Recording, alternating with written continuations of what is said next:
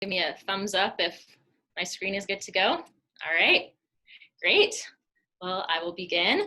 Thank you all for joining me this afternoon. My name is Kristin and today I will be presenting on my capstone presentation. So today we're going to be talking about forest management to enhance forest resilience to climate change and increase water supply in Colorado. Okay, so before I begin, I would like to give some brief acknowledgements. First, to my graduate committee members.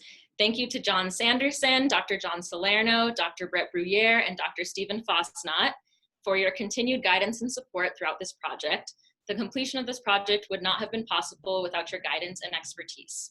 I would also like to thank my project partner, Rob Addington at the Nature Conservancy, who helped me envision this project from the very beginning. Additional thanks to Carrie Rollins and Mark Platten at CSU Extension, who provided me with valuable feedback as I was writing my report for this project. And finally, thanks to the CLTL program coordinator, Dawson Metcalf, for your continued encouragement and support throughout the duration of this entire graduate program. So to give you an idea of what we will be talking about today, here's a brief outline of my presentation. We're going to start by providing some introduction and social ecological context for my project topic. I'll then provide some background information about my partner organization, the Nature Conservancy, and then I'll dive into what I actually did for my capstone project. So we'll go through methods, results, followed by recommendations and conclusions. And finally, I'll provide a brief personal reflection about the project and some of the things that I learned. Okay, so let's begin. Why are forests important? Well, these may not be things that you think about every day, but we all rely on forests for a variety of ecosystem services that they provide to us. According to the Millennium Ecosystem Assessment Framework, these ecosystem services can be broken up into 4 categories, and the supporting services are foundational to all the rest. So we have our supporting ecosystem services, which include soil formation, primary production, wildlife habitat, and biodiversity. We have our regulating ecosystem services. These include climate regulation, carbon sequestration, water filtration, and pollination. We have our provisioning services, including the provisioning of clean water, food, wood and fiber, and medicine. And finally, we have our cultural ecosystem services. So these include things like spiritual value, cultural heritage, recreation and tourism, and education. So I want to spend a little bit more time talking about the provisioning of clean water because this is a big one for the state of Colorado. So Colorado is often referred to as the headwaters state, and this is because of the 4 main rivers that originate as snowmelt in the Rocky Mountains, which then go on to provide water to a total of 19 states in the United States, along with Mexico. And most of the snowmelt that forms these rivers occurs in high elevation forests in Colorado's Rocky Mountains, and these high elevation forests are typically above 2,700 meters or 9,000 feet. So without the snow that falls in these high elevation forests, these 4 rivers would not be able to provide water to such a vast population. And as you can see on the map here, the rivers that I'm referring to include the Colorado, the Rio Grande, the Arkansas, and the Platte River.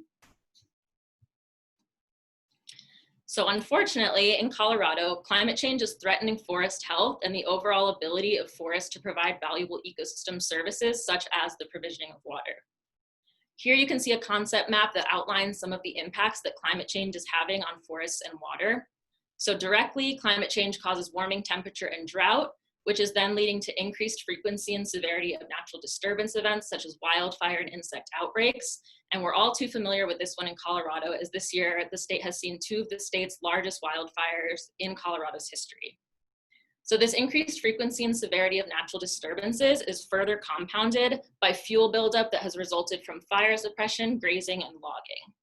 And all of these things are threatening water quality because it increases sedimentation and erosion of our water. So on the other side of the map, we have warming temperature and drought leading to moisture deficits and hydrological changes, including overall less snow and earlier timing of snowmelt. So the less snow is because temperatures are warming and it's causing a transition of winter precipitation from snow to rain. So this is then leading to water scarcities, which is further compounded by population growth. According to the Colorado Water Conservation Board, the population of Colorado is projected to reach 9 million by the year 2050. So that would be double of what our population is today.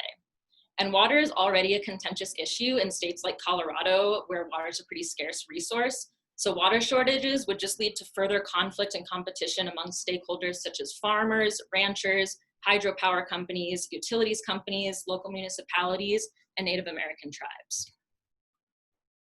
So this conservation challenge also represents a social ecological system because it impacts both humans and the forest ecosystem itself.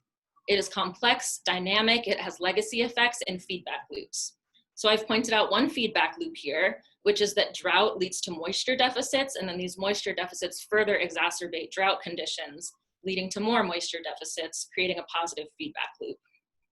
We also have the legacy effects of fire suppression, grazing, and logging, which have led to favorable conditions for tree establishment, which is ultimately resulting in overly dense forests, which is then leading to this increased frequency and severity of natural disturbances.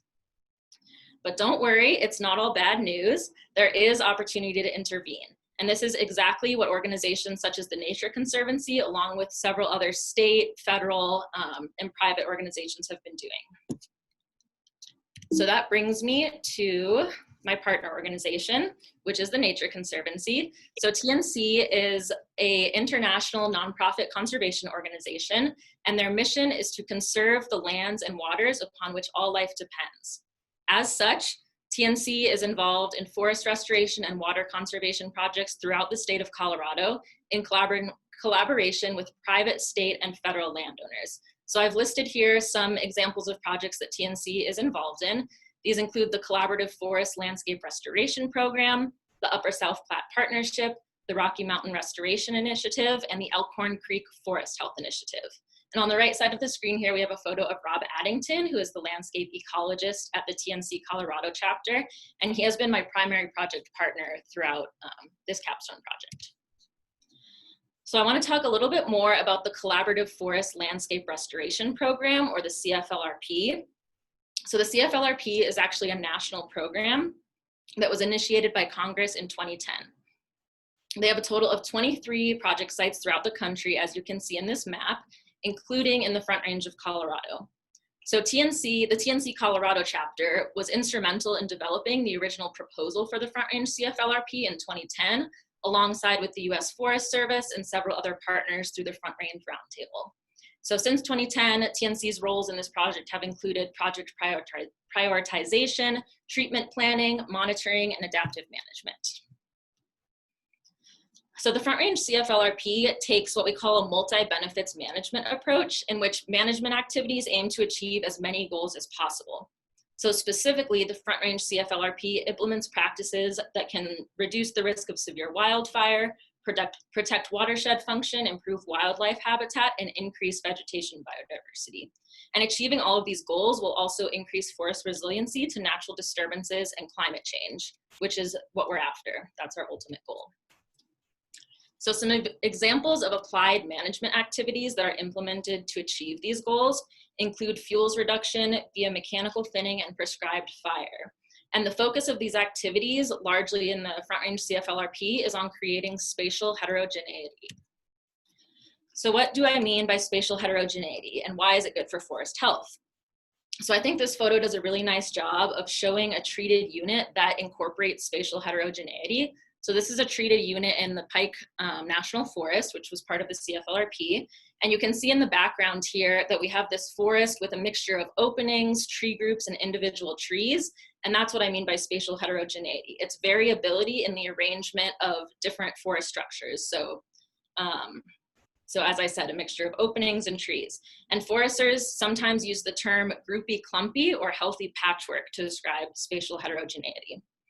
And this type of spatial arrangement is good for vegetation biodiversity, especially for understory plant diversity, because the sun is actually able to penetrate the forest floor and encourage herbaceous growth. And that's in comparison to the front of this picture, where you can see a really dense forest canopy where the sun is unable to reach the forest floor and promote that understory biodiversity. Spatial heterogeneity also reduces the risk of severe wildfire. So if you were to imagine a fire spreading across this landscape, you can imagine that it would spread a lot more quickly and easily in the foreground of this photo, where all of the canopies are touching.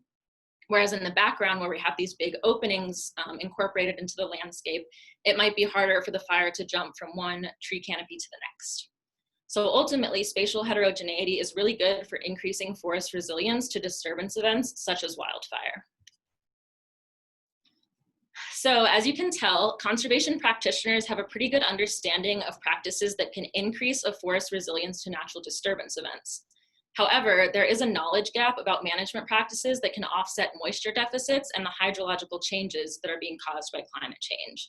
So this is a research need that my project partner has identified, and this is what my capstone project focuses on. So now I'm going to give you a crash course in forest hydrology. So forest hydrology is the way that water flows through a forest. So as you can see in this diagram created by Robin Pike, water enters the forest ecosystem in the form of precipitation, so rain or snow. It can then either be stored in the system or lost. Precipitation is stored in the form of snowpack, depression storage, soil moisture storage, and groundwater. It is lost via evapotranspiration, sublimation, and interception. And then precipitation that is stored in the system eventually leaves as stream flow or runoff and ultimately provides water to downstream users. This process can also be summarized by the water balance equation, which I have on the top of the screen here. Runoff equals precipitation minus evapotranspiration plus a change in storage. So theoretically, if we can manipulate this water balance equation, then we could potentially increase runoff. Obviously, forest managers don't have control over precipitation, but they can influence evapotranspiration and change in storage. So as you can see in the image on the left here, dense forest canopy results in high rates of interception and evapotranspiration, which ultimately prevents snow from accumulating on the forest floor. So by removing some of this canopy, we can actually decrease interception rates and evapotranspiration and increase snow accumulation. On the other hand, too much canopy removal exposes snow to sun and wind exposure, which causes ablation or snow disappearance. So that's the image that we have on the right here, demonstrating an overly thin forest that exposes that snow to sun and wind. So management practices that can maximize snow accumulation and minimize ablation have the greatest potential to increase water yield. And since so much of Colorado's water supply comes from snowmelt, in fact, 80% of the state's stream flow originates as snow, we have significant potential to increase runoff by focusing our management efforts on snow processes, such as snow accumulation and snow retention. And the integration of management practices that can offset moisture deficits and increase water yield could further enhance forest resilience to climate change by alleviating drought stress, retaining fuel moisture, reducing burn probability, and ultimately decreasing wildfire risk, while also addressing water shortages that are expected to occur in the face of climate change and population growth. So essentially, these management practices to increase water yield would also support current management goals. So in order to achieve my this goal of seeing how we can manage forests to increase water yield, I conducted a literature review to investigate forest management practices that can increase snow accumulation, snow retention, stream flow, and delay the timing of snowmelt. This has several associated ecological and social benefits, including increasing moisture retention, alleviating drought stress, reducing wildfire risk, and of course, the social benefit of increasing water supply. So my project goal is to provide the Nature Conservancy with the most up-to-date management recommendations that can increase moisture retention and water yield in Colorado. I have two project objectives. First, to compile results from empirical and model-based studies that look at the impacts of canopy removal on snow processes, and then to use these results to provide practical management recommendations for how forests in Colorado can be managed to increase water yield and enhance forest resilience to climate change. So in order to achieve my goal and objectives, I conducted a rapid systematic literature review. I followed the protocol that was created by the Collaboration for Environmental Evidence, which is a nonprofit organization that provides guidance on conducting systematic reviews, specifically systematic reviews on environmental topics. So this protocol outlined a series of steps which I followed to conduct my review. The first step was to formulate a research question using the PICOS format. And PICOS is an acronym that represents various components of your research question. So P stands for population or subject, I stands for intervention, C stands for control, O is outcome, and S is setting. My second step was to search databases for articles. Third, to screen these articles for relevance using inclusion criteria that I also developed based on my PICOS. 4 was to extract data from relevant articles. 5 was to synthesize data and make conclusions. And finally, I wrote my report. Okay, so the research question that I formulated based on the PICOS is how can forests be managed to influence snow processes in the Rocky Mountain region? And again, here my subject is snow processes, so specifically snow accumulation, snow retention, snowmelt, and stream flow. My intervention is forest management, my control is no forest management, my outcome is a change in snow processes, and then my setting is the Rocky Mountain region. And by Rocky Mountain region, as you can see on the map on the right here, I'm referring specifically to the states of Montana, Idaho, Wyoming, Colorado, Utah, New Mexico, Arizona, as well as the Canadian Rockies of British Columbia and Alberta. So this geographic scope was chosen for a couple of reasons. One, because of similarities to Colorado in winter precipitation patterns. And two, because there hasn't been a literature review conducted specifically about snow processes across the Rocky Mountain region. There have been previous literature reviews conducted on a global scale and throughout the entire Western United States. However, coastal climate patterns, for example, in California or the Pacific Northwest, impact snow processes differently than those in the interior Rocky Mountains. So my project team and I discussed exactly what states we wanted to include in the geographic scope, and we decided that a more region-specific assessment would provide management recommendations that are more appropriate for Colorado. Okay, so next we had the article search and screening. So I devised this really long Boolean search string, which I'm not going to read to you, but again, it was devised based on my PICOS. I then searched two databases, the Web of Science, Academic Search Premier, and Google Scholar. And the Web of Science yielded 120 papers based on this Boolean search string. Academic Search Premier yielded 46 papers, and Google Scholar yielded about 15,000 papers. But since I am conducting a rapid systematic review, I sorted these papers by relevance and only included the first 200, which is a method that I've seen in several other rapid reviews that I have read. So with all of these articles, I had a total of 366 articles after my article search. I then went through a few different rounds of screening, which I have this flow diagram on the right side of the screen showing all of my processes throughout the screening. And I know it's a little hard to see, but I also have that in my final report for my graduate committee so you can review it in more detail in your own time.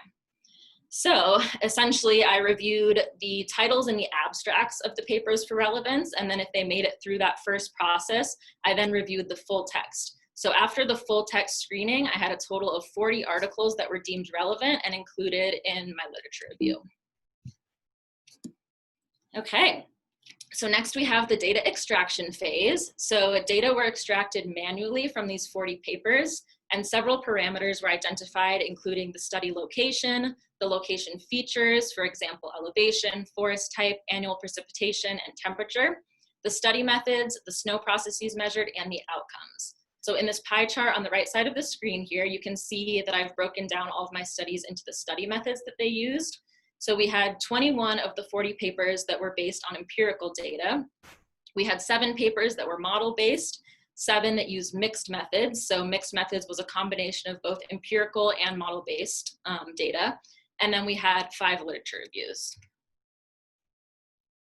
So all of these included studies examining the impacts of canopy removal via mechanical thinning and prescribed fire on snow processes. However, not all of the studies measured the same snow processes. So in the graph on the right here, you can see the number of papers that looked at the impact of canopy removal on each snow process. So we have 29 papers that looked at snow accumulation, 15 that looked at snow retention, 26 that looked at snowmelt, and 13 that looked at stream flow. However, you'll notice that these numbers don't add up to 40, and that is because many studies measured more than one snow process. For example, Broxton et al. Looked at the impact of canopy removal on snow accumulation and stream flow, and McDonald and Stednick looked at all 4 of those snow processes.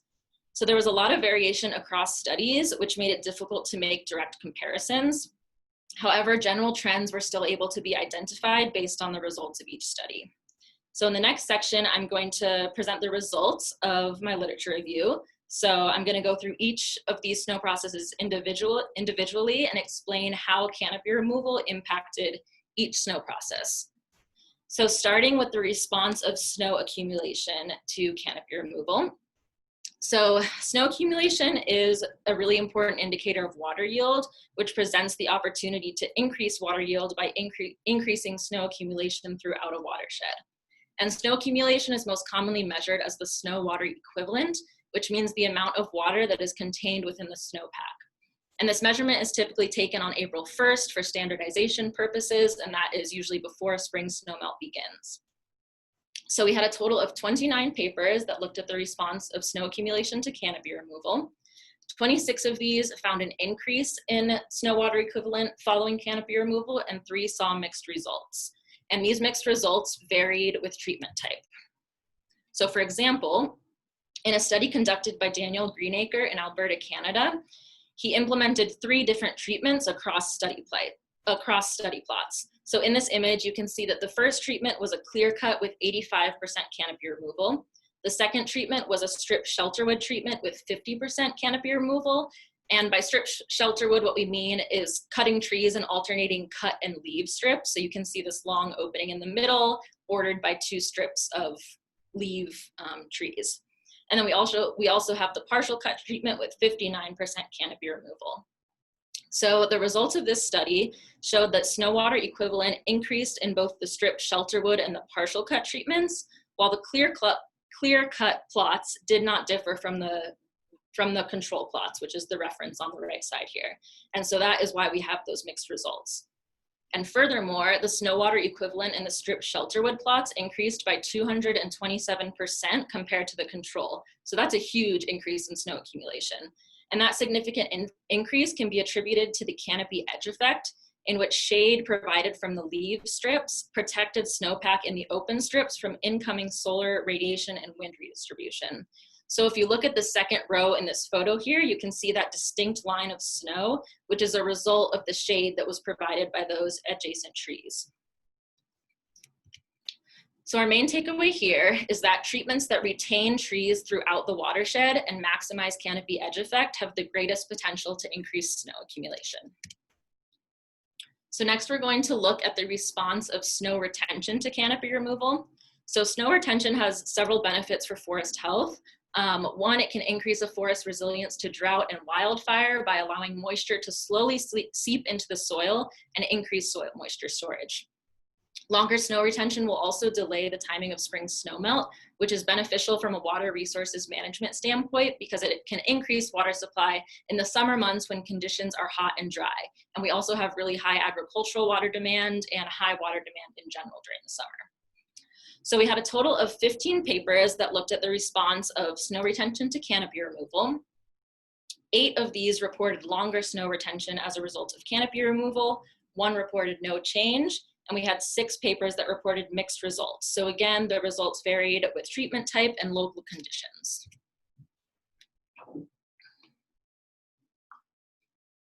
Okay, so to talk a bit more about the local conditions that I'm referring to, we have this elevational and latitudinal gradient that was apparent in the literature, and Lundquist et al. Did a really good job of describing this gradient.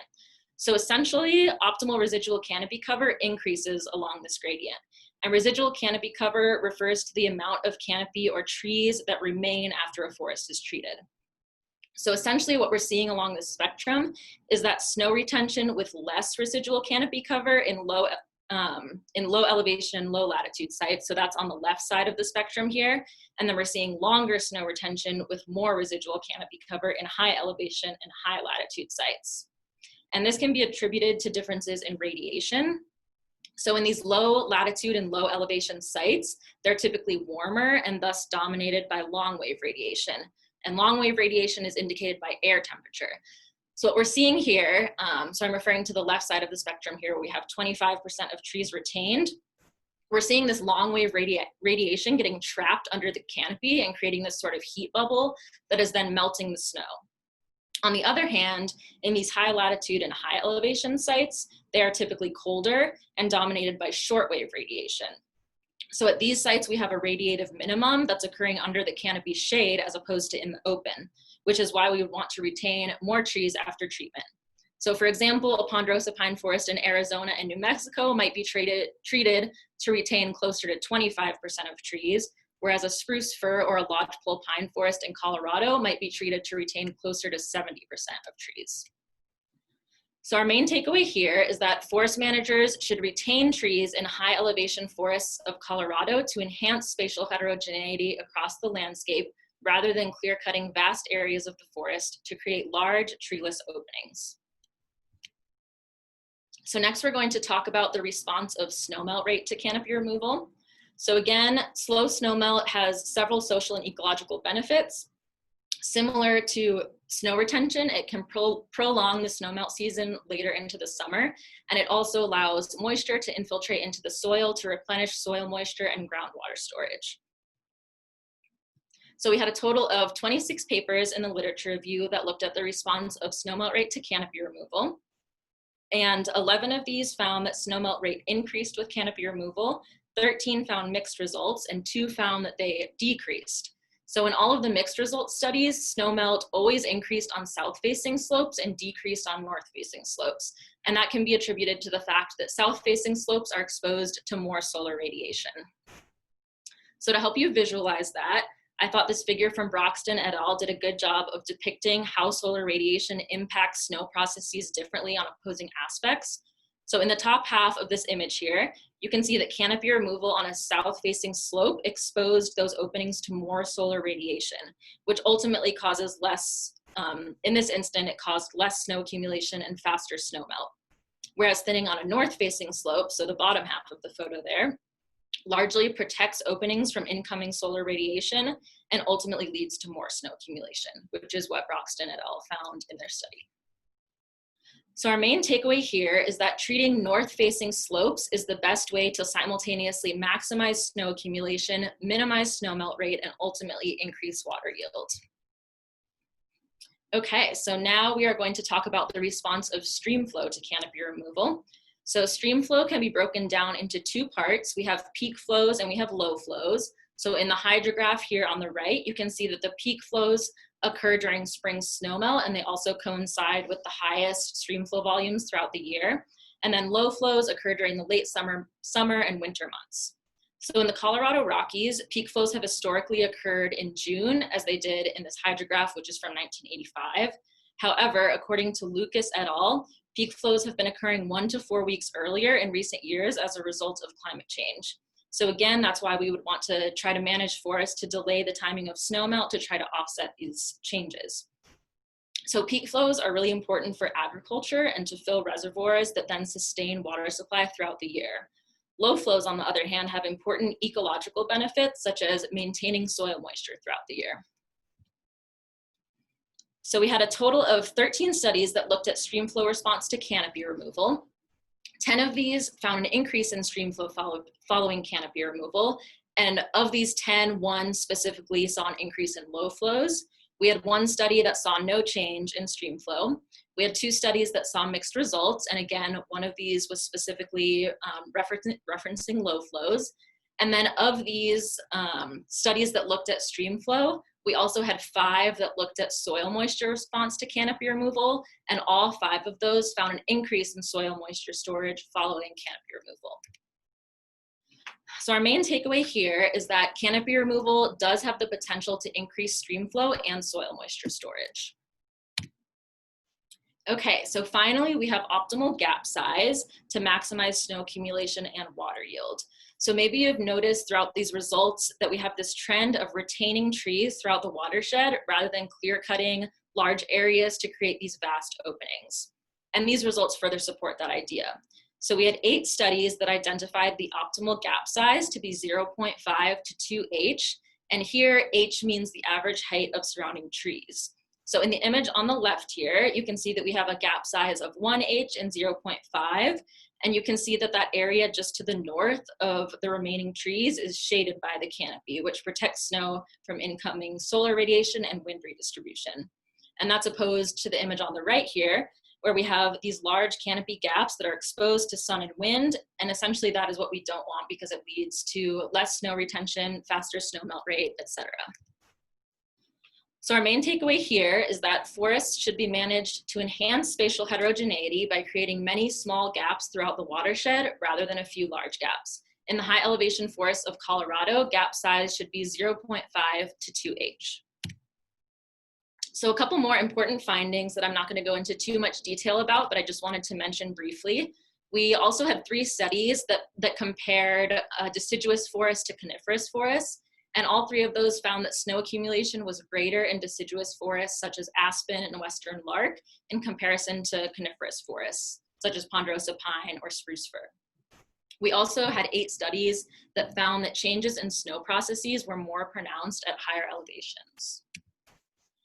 So I know that we just went over a lot of results. To summarize, I have compiled this list of 5 general management recommendations for forest managers in Colorado based on the cumulative results of the literature review. So first, we have learned that canopy removal via mechanical thinning and prescribed fire has the potential to increase moisture retention and water yield in Colorado. Second, treatments that retain trees throughout the watershed and maximize the canopy edge effect have the greatest potential to increase water yield. Third, treatments should be concentrated in high elevation forests. So again, forests above 2,700 meters or 9,000 feet, and they should also be concentrated on north-facing slopes. Fourth, forests should be managed to enhance spatial heterogeneity by creating many small gaps throughout the watershed rather than a few large gaps. And finally, forests that are a mosaic of aspen intermixed with conifers have the greatest potential to increase water yield. So managers should therefore promote aspen regeneration and protect existing aspen from overgrazing by ungulates. And one practice that is really effective for this is building exposures around aspen saplings.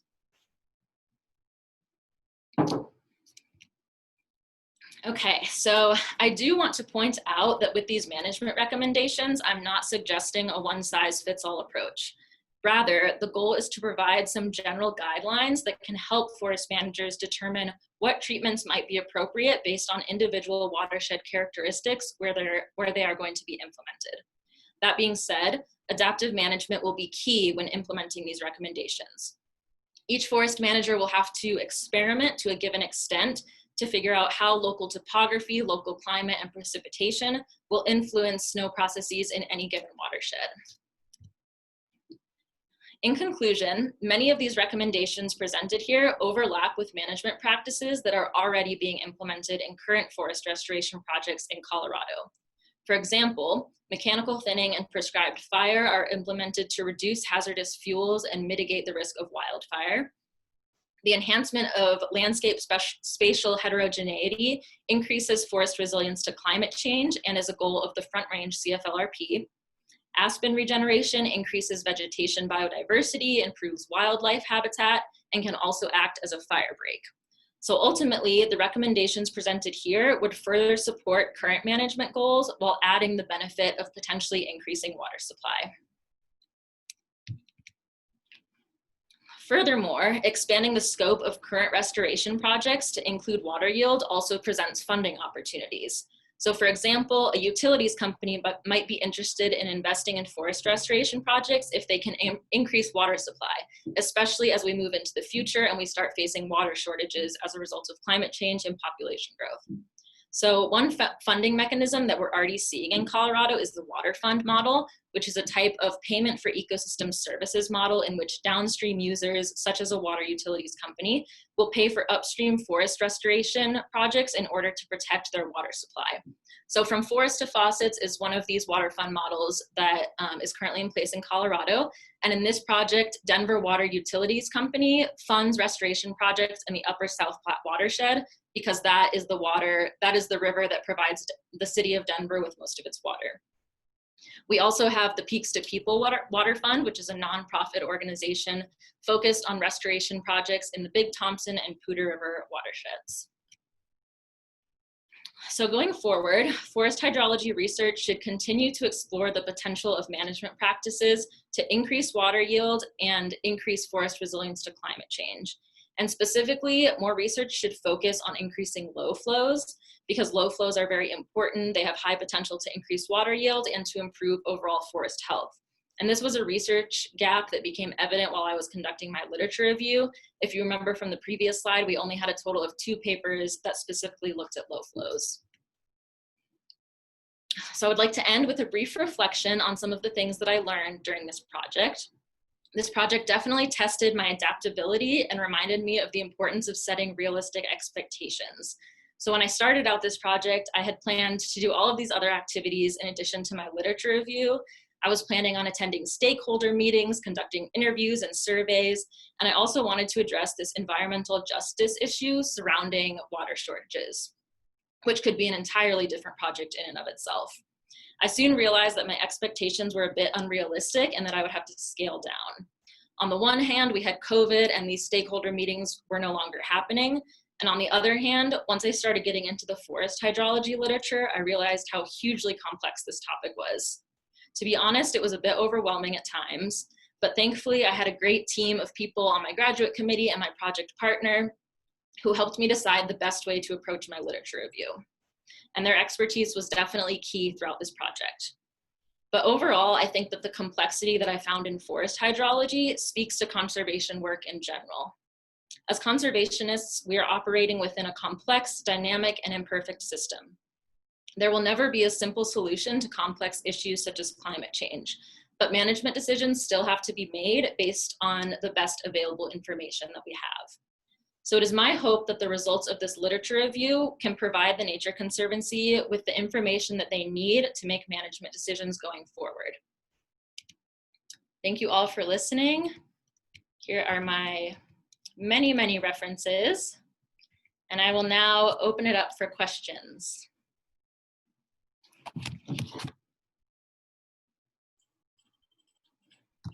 Thank you, Kristin. That was really wonderful and just great explanations on the whole entire system. Very, it's a lot to it, as you were making a point of. Very technical. So yes, I'm glad that we get to open it to Q&A. Just for logistical efforts here, do you mind unsharing your screen? Sure. So that I can see the group?